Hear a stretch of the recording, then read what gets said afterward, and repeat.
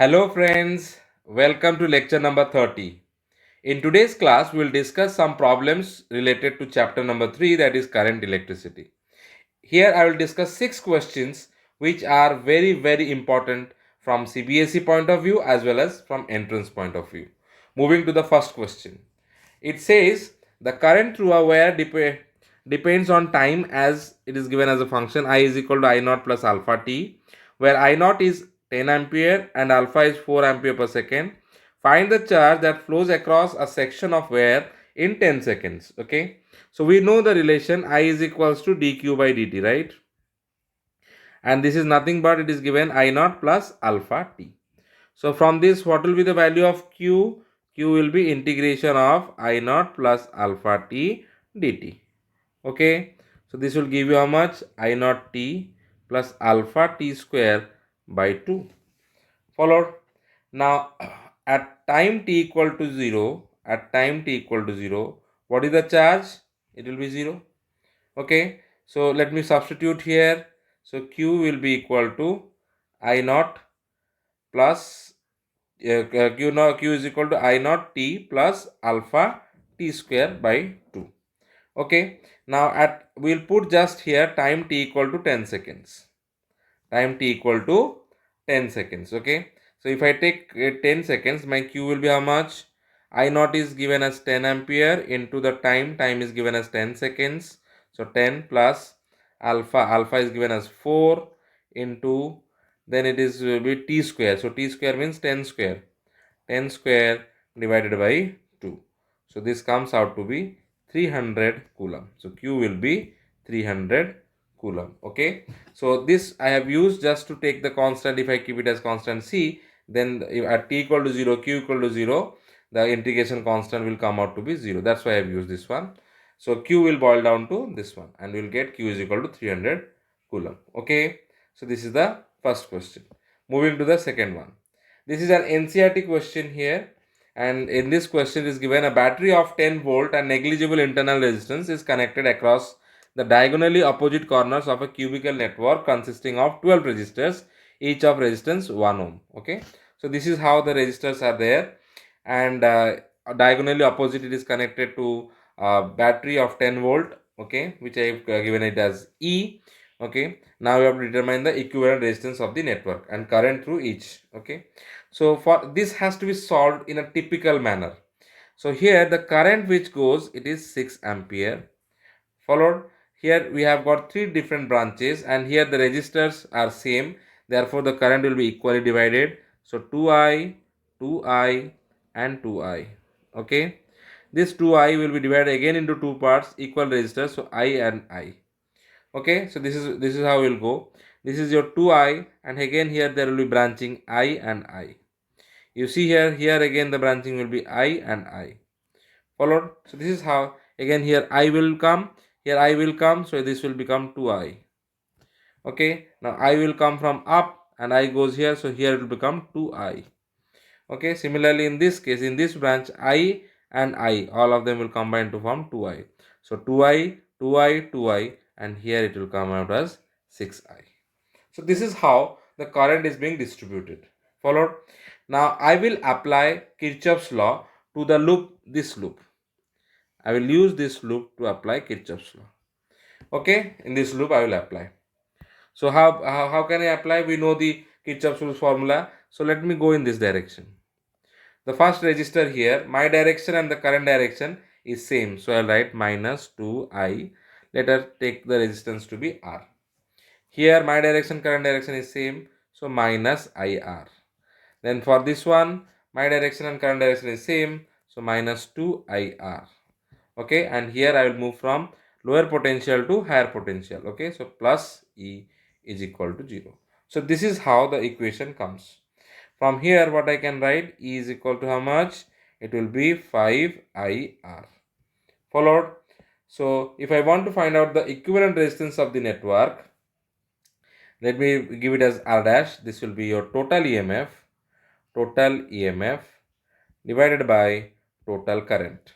So what is the total EMF here? Total EMF is 5IR. And what is the total current here? 6I. So I gets cancelled. So it is 5 by 6 R. Now the question can change. It will might be given some other values. So I have found out for R and you can substitute. In our question, according to the question, R is equal to how much? It is 1 ohm. So if it is 1 ohm, then R dash will be how much? It will be 5 by 6 ohm. Okay. Now the total current in the network. Total current in the network. How much it will be? 6I will be equal to your EMF divided by R dash. So what is the EMF here? Given it is given as how much? It is your 10 volt battery it is given. Okay. So it will be 10 volt divided by R dash is how much? 5 by 6. So 5 by 6. So I will be equal to how much? It will be 2 ampere. Okay, clear? So from this we can find out what is the current in each branch. Okay, wherever it will be I, that will be 2 ampere, 2I, 4 ampere, the other one is 2 into 6, the 12 ampere. Likewise, you can find out for the individual ones also. Followed. Now moving to the third question. Here it is given a cell of EMF 1.1 volt and internal resistance 0.5 ohm is connected to a wire of resistance 0.5 ohm. Another cell of the same EMF is connected in series, but the current in the wire remains the same. Find the internal resistance of the second cell. Okay. So let us consider the first case. What happens in the first case? Here your total EMF is equals to 1.1 volt. Okay. Then what about the total resistance? It is 0.5 plus 0.5, that will be 1 ohm. Okay. This 1.5, 0.5. Clear? Then what is the total current? Current will be EMF by total resistance. So that is 1.1 divided by 1, that will equal to 1.1 ampere. So this is the first case. The scenario changes in the second case. What happens in the second case? You connect another same EMF in series.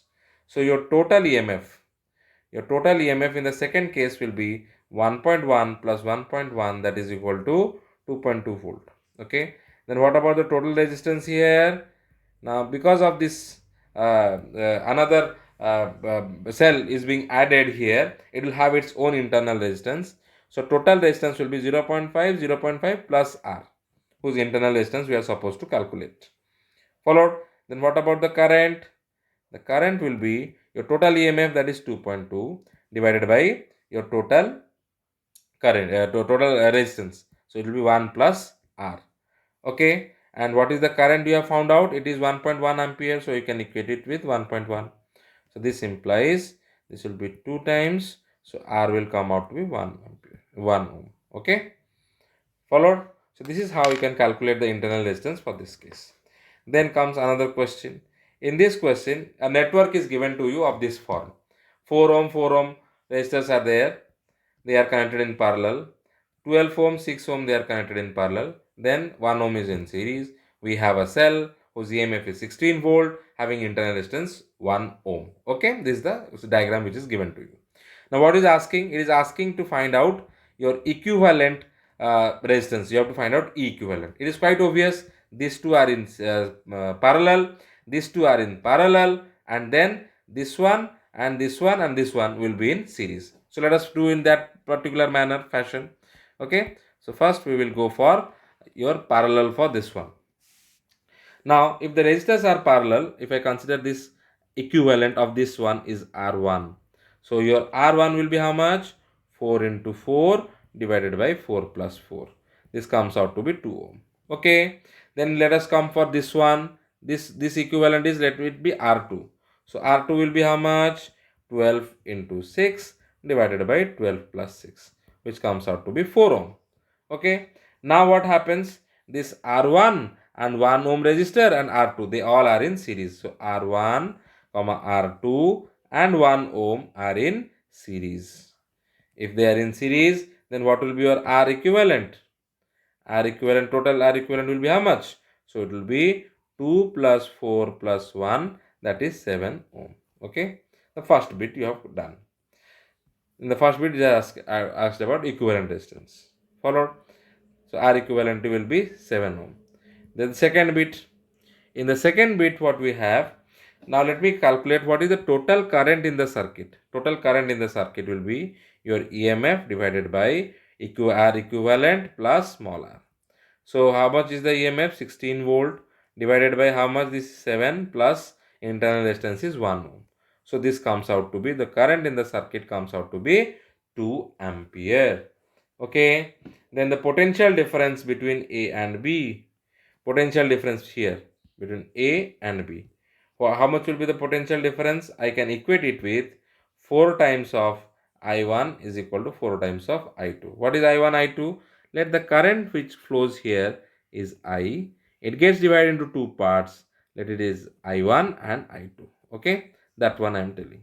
So let me just rub this one, which will make the clear about the current direction. Okay, again they will combine, and what current goes here is I. Again here they will be divided. I have to give it different because here the resistors are same, but here the resistors are different, so different current will name it I3 and here it is I4. Okay, so now the point is that if I want to calculate the potential difference across VAB, then this will be your I1 into 4 and that must be equal to I2 into 4. Followed? Now what happens in this case here, your I1 is equal to I2, the current will be same. And what is I then? I will be equal to I1 plus I2. And what is I? This will be 2 ampere, 2. So your I1 is equal to I2 is equal to 1 ampere. Okay. So the current through the resistors of this one, obtain the current through each resistor. So through this 1 ampere, through this 1 ampere. Okay. Then the question comes, what about with this one? This one, how much I will go? That means 2 ampere will flow. That means 2 ampere will flow through this 1 ohm resistor. Okay. Then now what comes? 12 ohm and 6 ohm. Let us calculate for that. For that, the potential what will take is between C and D. Okay. So the potential VCD will be equal to how much? 12 into I3, which will be equal to 6 into I4. From this, what conclusion can you make? I4 will be equal to 2 times of I3. So I3 plus I4 is your total current, that is I, which is 2 ampere. Okay. So now instead of I4, what I can put? 2 times of I3 is equal to 2. So 3I3 is equal to 2. I3 is equal to 2 by 3. So this is the current. Okay. And if I put this value in this equation, where I can put it here. Okay. Then I4 will be how much? Divided by 2, that is 4 by 3 ampere. Okay. So these are the currents which will be across each register. Followed. Then the last question, the last bit, it is asking to find out the potential drops VAB, VBC and VCD. Okay. So how can you find out VAB? If I want to find out VAB, how much? You can choose any of the branches. So 4 into the current I1 I choose. I1 is what? 4 into 1. That means 4 volt. So VAB will be 4 volt. What about VBC? Here what happens? 1 ohm into current I. So 1 into 2, that is equal to 2 volts. Okay. Now then VCD, let me calculate. VCD will be how much? 12 times of current I3. So that is 12 into I3 is 2 by 3. So that comes out to be 8 volt. Okay. So basically we'll have VCD to be 8 volt, VBC will be 2 volt and this will be 4 volt. Okay. Is it clear? Now another interesting question which has also come in the exam many a times. Here what is given? You have got two students X and Y. X and Y are the two students. They have kept everything constant. Now first what X did? X increased the value of R. Here the resistance box is there, so it increased the value of R. Y, then next what Y did? Y decreased the value of S. Okay. So while doing so, we have to find out what should be the position of the jockey when X increased its value of R. In the second bit, what you have to find, where should be the position of the jockey when Y decreased the value of S. Okay. So this is what we have to find out. Clear? Got it? Just 1 second. This is what we have to do. So I am doing the first bit. In the first bit, what we find is that your X is increasing the value of R. So R is being increased. R will increase. R is increased in this case. So if R is increased, this implies what will happen to the current? Just think and tell. It has to decrease. The current will decrease. Now if the current decreases, this implies my potential gradient, that will also decrease. You'll ask me, sir, why? If you remember properly, your potential gradient K is equal to I rho by A. Okay, we have used this relationship. So using this relationship, what we can make out is, since K is directly proportional to I, if I is decreasing, then my potential gradient will decrease. Okay, and another expression for potential gradient is K is equal to V by L. So if my potential gradient K is decreasing in this case, and for constant V, L, which is the balancing length, that has to increase. So if L has to increase, then I have to move the jockey. J has to be moved towards B. If it moves towards B, then only the balancing length increases. So for the first case X, for the student X, you have to move the jockey towards B. Okay, then let us go to the second bit. In second bit, the student Y decreases the value of S. So basically S value is decreased here. Now we have already done how to calculate the internal resistance of the cell using potentiometer. There you must have encountered while doing the derivation this relation, V is equal to E minus IR. So in our case, what is the terminal potential difference? I into S is equal to E minus IR. So what will be E here? It will be I can take common, S plus small r, which is small r is the internal resistance.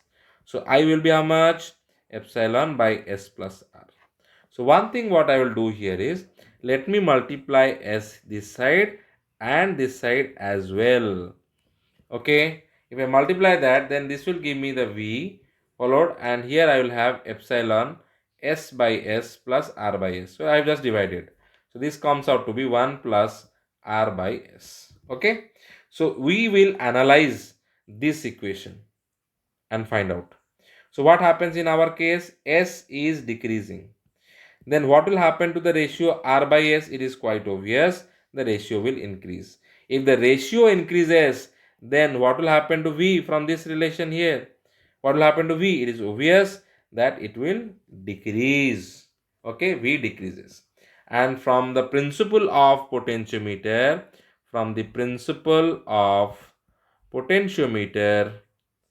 potentiometer, we know that your V is directly proportional to L.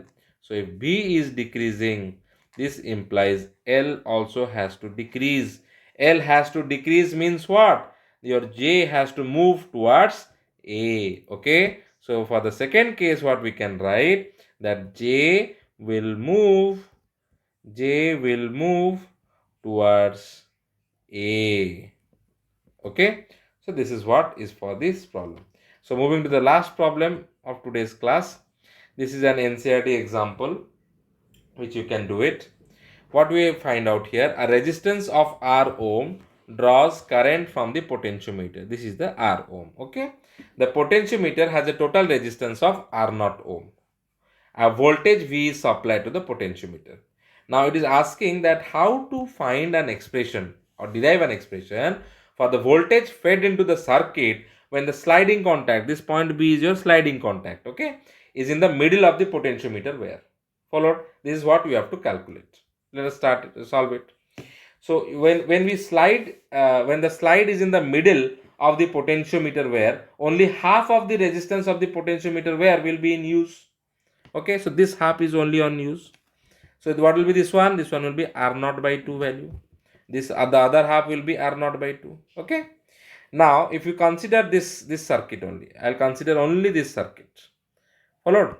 What will happen here? What will be the equivalent resistance? 1 by R1 if I want to find out, that will be 1 by R plus 1 by R naught by 2. So if I solve this, my R1 is going to be R naught R divided by R naught plus 2R. So make it a box. Give it as equation number 1. Followed? Then now I would try to find out what is the total resistance between A and C. The total resistance I would like to calculate. The total resistance across your A and C will be how much? It will be your R naught by 2, the other half, which is in series with whom? It is in series with R1. So R naught by 2 plus R1. Okay. Now the current through the potentiometer where will be how much? I will be equal to V divided by the total resistance R1 plus R naught by 2. Okay, this is what we have to do. If I solve this one, it will turn out to be 2V divided by R 2 times of R1 plus R naught. Okay, this is the total current which flows through the potentiometer where, right? Now, the voltage which we want to calculate, the voltage V1 taken from the potentiometer will be the product of current in the circuit into R1. Okay, so I can write V1 is equal to IR1. So let us solve this and let's see what we are getting. So what is the current here? Current we have calculated 2V divided by 2 times of R1 plus R0 into R1.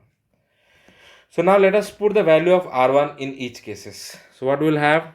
2V divided by 2 times of R1 will be how much? We have found out here. R0 into R0 into R divided by R0 plus 2R plus R0. You have to multiply it with R1 is how much? R0 R divided by R0 plus 2R. Okay. So now we have to solve this equation so that we will get a simplified form. So if I take the LCM here and it goes up, so 2V into R0 plus 2R into R0 R divided by, so 2 times of R0 R will be here plus R0 within bracket R0 plus 2R into R0 plus 2R. So this gets cancelled out.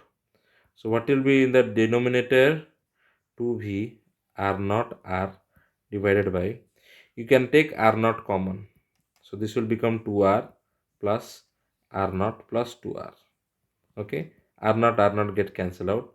So what is left out? It is 2VR divided by R0 plus 4R. So this is your required answer. Followed? So these were the few important problems which were necessary to be discussed in the class which I have done. So I hope you must have enjoyed this lecture, and do not forget to share the video as well as to subscribe my channel. Okay. So any queries you have, you can mail me in the mail ID which is given below. Thank you for your kind patience.